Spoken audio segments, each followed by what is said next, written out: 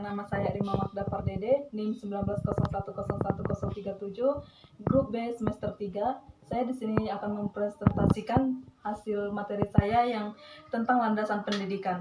Landasan pendidikan adalah proses pembentukan kecakapan fundamental atau dasar pokok kegiatan manusia yang diarahkan untuk mengubah kebiasaan, kemampuan, serta tingkah laku dan sikap seseorang yang bersifat positif di dalam kehidupan masyarakat. Tujuan landasan pendidikan. Tujuan landasan pendidikan ada 4. Yang pertama adalah pendidikan menjadi hak seluruh manusia tanpa syarat. Yang kedua, pemerataan pendidikan baik dari segi kuantitas ataupun kualitas. 3. Terjaganya hak pendidikan bagi seluruh kalangan tanpa terkecuali. Yang keempat atau yang terakhir adalah pendidikan berfungsi sebagaimana, yaitu memajukan dan membantu manusia. Dan fungsi landasan pendidikan ada 3. Dan yang pertama adalah sebagai pijakan utama yang kokoh dan adil untuk memastikan keadilan pendidikan seperti dalam landasan hukum. Yang kedua, barometer utama untuk memastikan kualitas pendidikan yang terarah sesuai dengan kebutuhan dan tujuannya.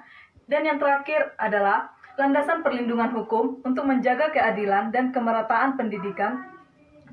Azas Tuduri Handayani. Azas Tuduri Handayani merupakan azas pendidikan Indonesia yang bersumber pada asas pendidikan taman siswa yang dikemukakan oleh Ki Hajar Dewantara, yaitu seorang perintis kemerdekaan dan pendidikan nasional.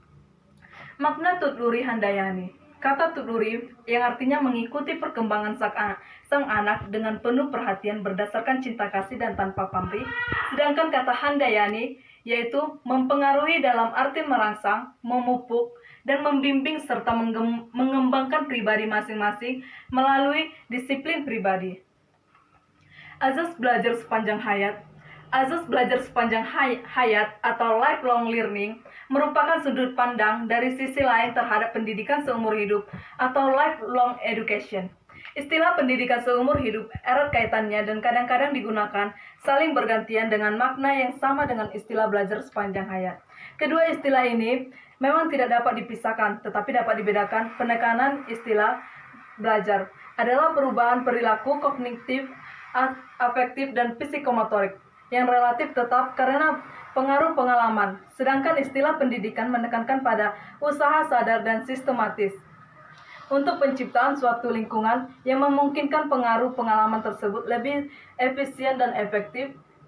Dengan kata lain, lingkungan yang membelajarkan subjek pendidik.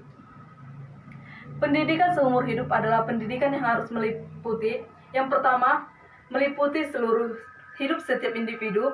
Yang kedua, mengarahkan kepada pembentukan, pembaharuan, keterampilan, dan sikap yang dapat meningkatkan kondisi hidupnya. Dan yang ketiga adalah tujuan akhirnya adalah mengembangkan penyadaran diri setiap individu. Yang keempat, kemampuan dan motivasi dalam belajar mandiri. Dan yang kelima adalah mengakui kontribusi dari semua pengaruh pendidikan, baik dari formal maupun non-formal. Azas kemandirian dalam belajar. Terdapat belajar mengajar yang dapat mengembangkan kemandirian dalam belajar, yaitu yang pertama, cara belajar siswa aktif. Yang kedua, belajar dari modul atau paket belajar lainnya.